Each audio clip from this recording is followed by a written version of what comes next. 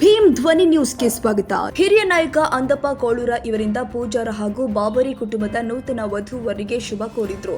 ಕೊಪ್ಪಳ ತಾಲೂಕಿನ ಕರ್ಕಿಹಳ್ಳಿ ಗ್ರಾಮ ಹಾಗೂ ಗದಗ ತಾಲೂಕಿನ ತಿಮ್ಮಾಪುರ ಗ್ರಾಮದಲ್ಲಿ ವರನ ಮನೆಯ ಮುಂದೆ ಮದುವೆ ಮಂಟಪದಲ್ಲಿ ಜರುಗಿದ ಇಂದ್ರಪ್ಪ ಪೂಜಾರ್ ಇವರ ಮಗಳ ಮದುವೆ ಹಾಗೂ ಯಲ್ಲಪ್ಪ ಬಾಬರಿ ಇವರ ಅಣ್ಣ ಕರಿಯಪ್ಪ ಬಾಬರಿ ಇವರ ಮಗನ ಮದುವೆ ಈ ಎರಡು ಸಮಾರಂಭಕ್ಕೆ ಆಗಮಿಸಿದ ರೈತ ಸಂಘದ ರಾಜ್ಯ ಉಪಾಧ್ಯಕ್ಷ ಅಂದಪ್ಪ ಕೋಳೂರ ಇವರಿಂದ ಈ ಎರಡು ಕುಟುಂಬದ ವಧುವರಿಗೆ ಆಶೀರ್ವಾದ ಮಾಡಿ ಅಕ್ಷತೆ ಹಾಕಿ ಇವರಿಗೆ ಶುಭ ಕೋರಿದ್ರು.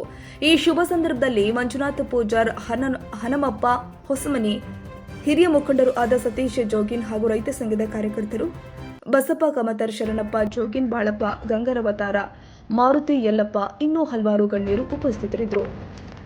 ಗದಗ